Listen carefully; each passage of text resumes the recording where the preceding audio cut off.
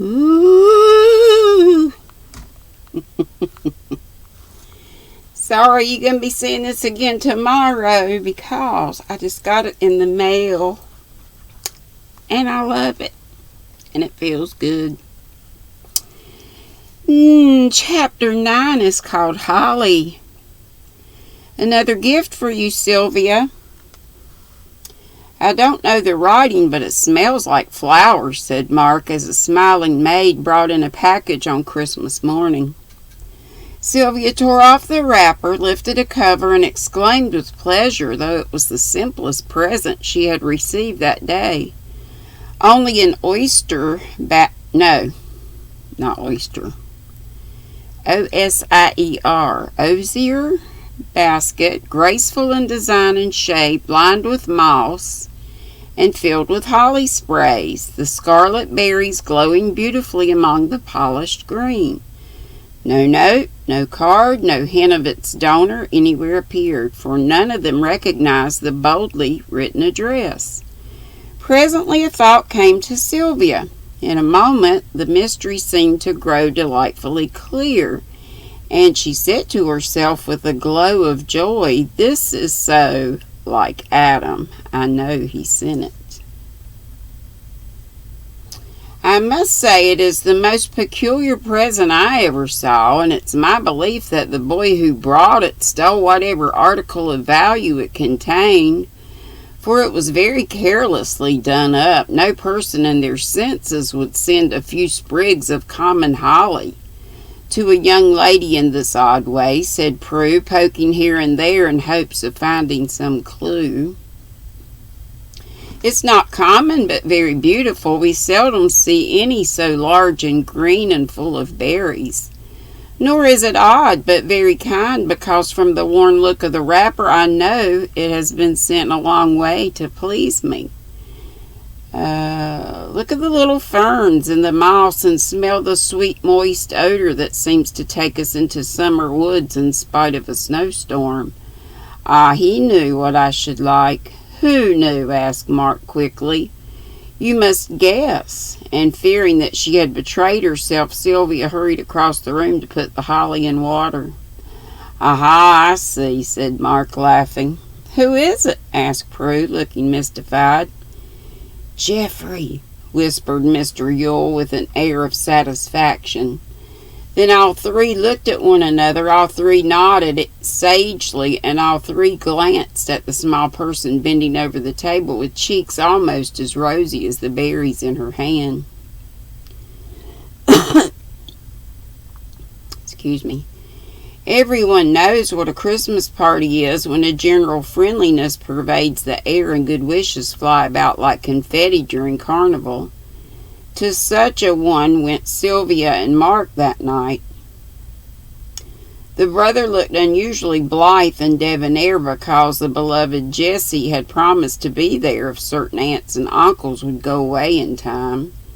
The sister, in a costume as pretty as appropriate for snow and holly, made her a perfect Yule.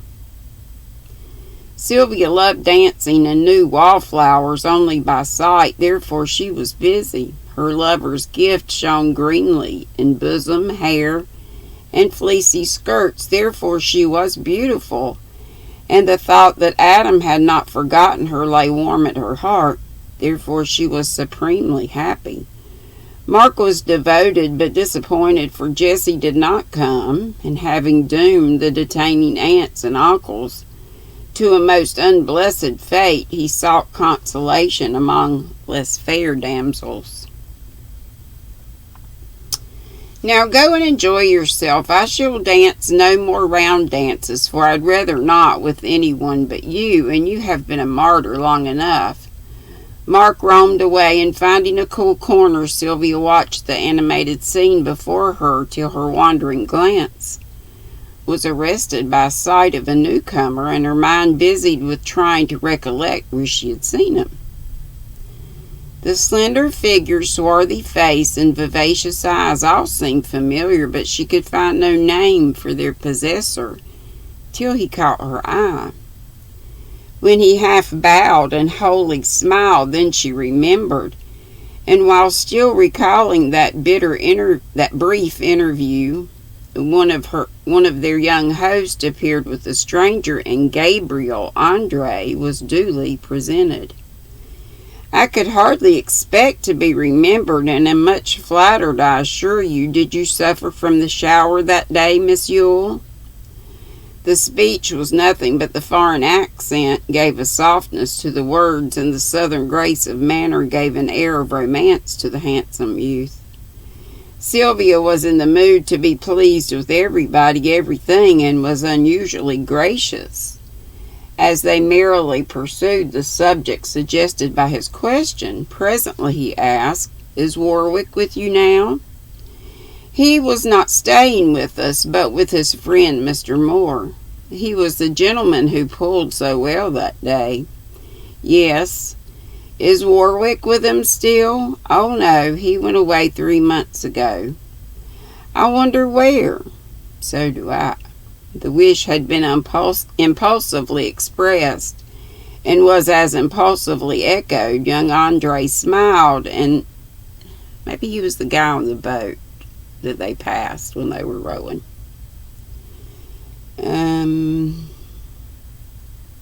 Young Andre's like Miss Yule the better for forgetting that somewhat lofty air of hers. "You have no conjecture, then?" "I wish to find him much, very much, but cannot put myself upon his trail. He is so, what you call, peculiar, that he writes no letters, leaves no address, and roves here and there like a born gitano." "Have you ill news for him?" "I have the best a man could desire, but fear that while I look for him he has gone to make a disappointment for himself. You are a friend, I think?" "I am." "Then you know much of him, his life, his ways?" "Yes, both from himself and Mr. Moore."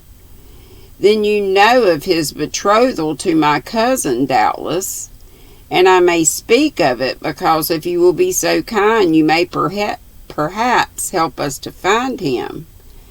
"I did not know. Perhaps he did not wish it," began Sylvia, folding one hand tightly in the other with a quick breath, and a momentary sensation as if someone had struck her in the face. "He thinks so little of us, I shall not regard his wish just now. If you will permit me, I would say a word for my cousin's sake, as I know you'll be interested for her, and I do not feel myself strange with you."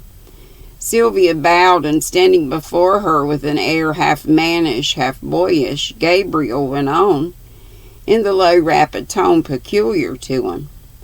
"See, then, my cousin was betrothed in May, a month after Adam cries out that he loves too much for his peace, that he has no freedom of his heart or mind, that he must go away and take his breath before he is made a happy slave forever.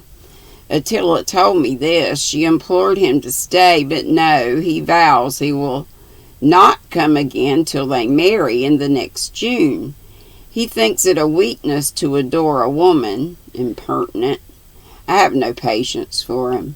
Gabriel spoke indignantly and pressed his foot into the carpet with a scornful look, but Sylvia took no heed of his petulance. She only kept her eyes fixed upon him with an intentness that he mistook for interest.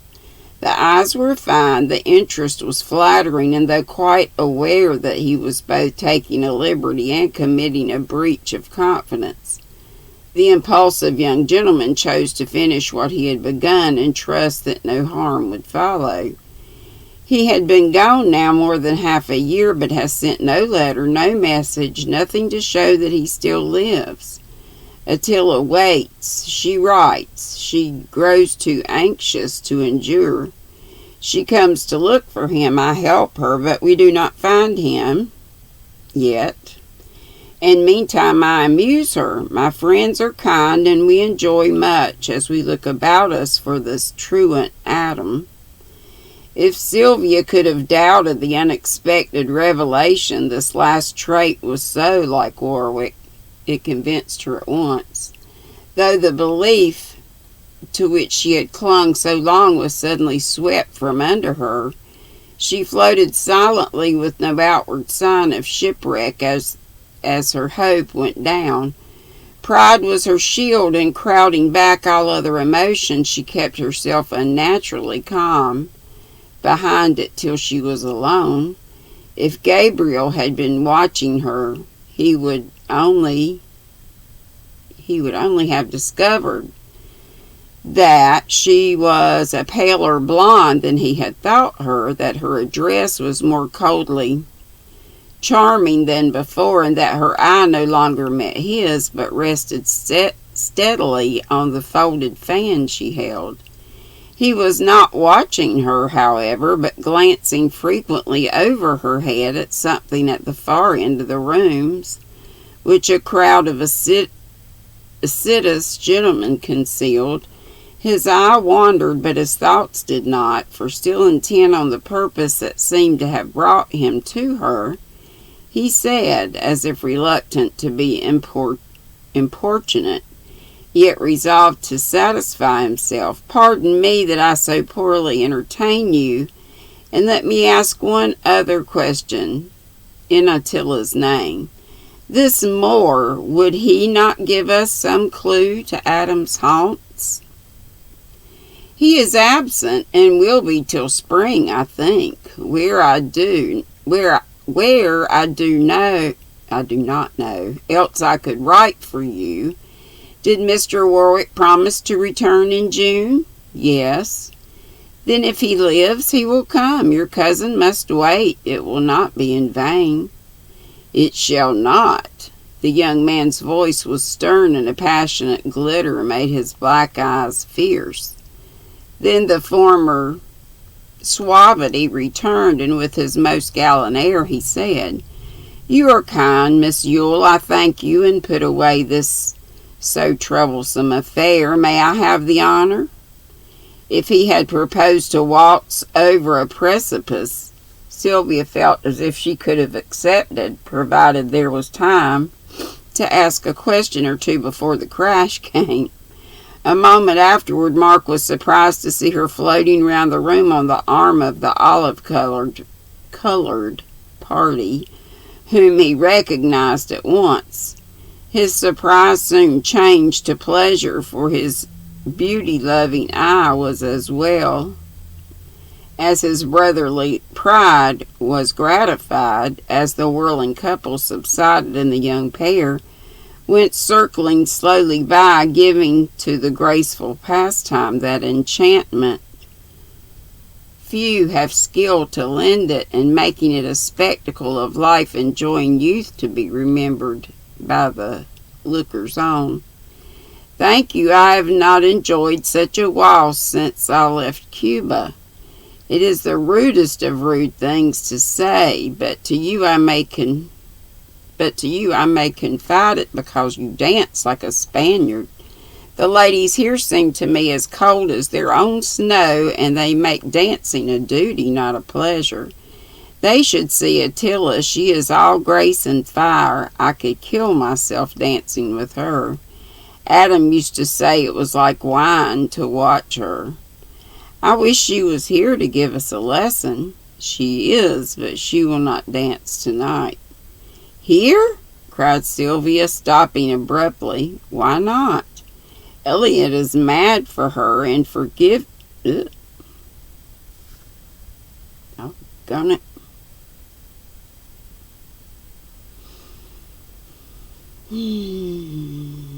Elliot is mad for her, and gave me no peace till I brought her. She's behind that wall of men. Shall I make a passage for you?" "She'll be glad to talk with you of Adam, and I to show you the handsomest woman in Havana."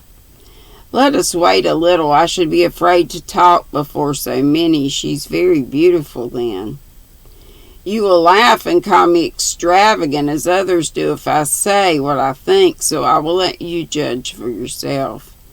See, your brother stands on tiptoe to peep at her. Now he goes in, and there he will stay. You do not like that, perhaps, but Attila cannot help her beauty, nor the power that she has of making all men love her.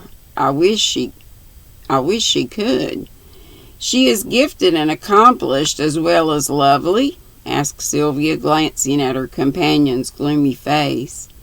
She is everything a woman should be, and I could shoot Adam for his own cruel neglect. Gabriel's dark face kindled as he spoke, and Sylvia drearily wished he would remember how ill-bred it was to tire her with complaints of her friend and raptures over his cousin. He seemed to perceive this and turned a little haughty at her silence, and when he spoke was all the stranger again. This is a contra danza. Shall we give the snow ladies another lesson? First, may I do myself the pleasure of getting you an ice? A glass of water, please. I'm cool enough without more ice. He seated her and went upon his errand. She was cool now, weary-footed and sick at heart, and yearning to be alone. But in these days, women do not tear their hair and make scenes, though their hearts may ache and burn with the same sharp suffering as of old.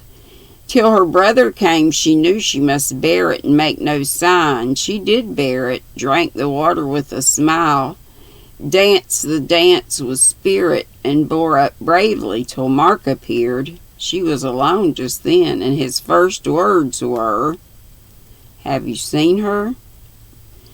"No, take me where I can and tell me what you know of her."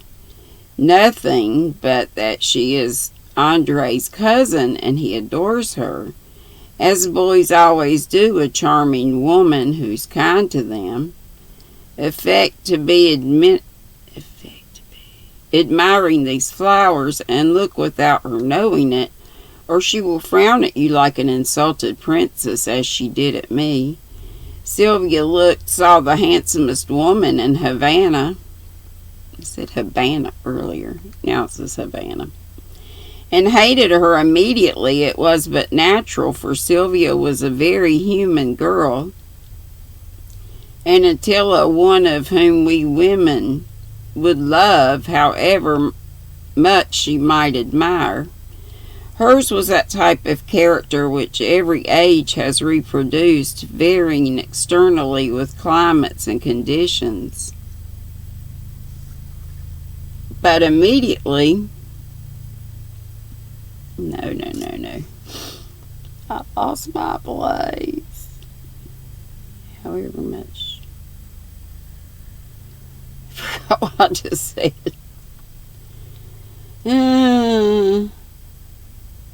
It was but natural, for Sylvia was a very human girl, and Attila one whom no woman would love, however much she might admire.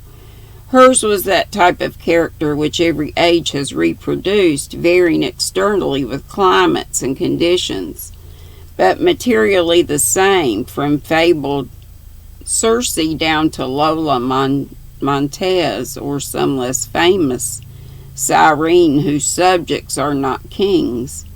The same passions that in ancient days broke out in heaven-defying crimes, the same power of beauty, intellect, or subtlety, the same untamable spirit and lack of moral sentiment as the noble or ignoble nature may predominate.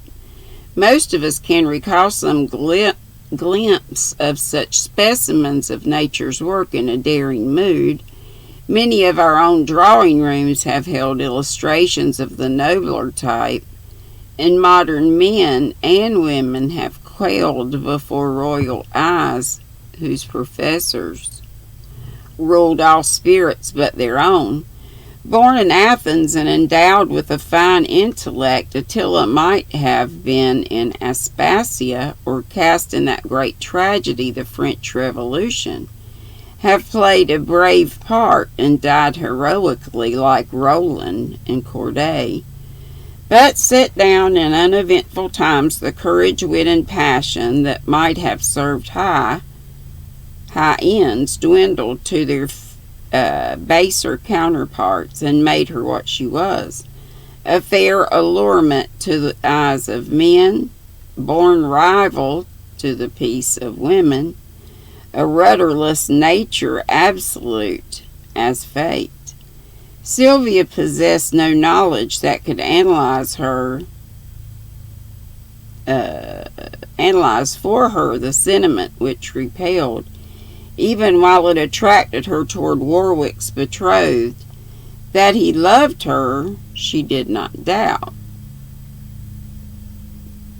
because she felt that even his pride would yield to the potent fascination of this woman. And I'm going to stop right there. Having a tough time reading for some reason. I'm not really sleepy. Let's be these words. See you later, alligators. Be sweet, don't be ugly. Woo! Love y'all.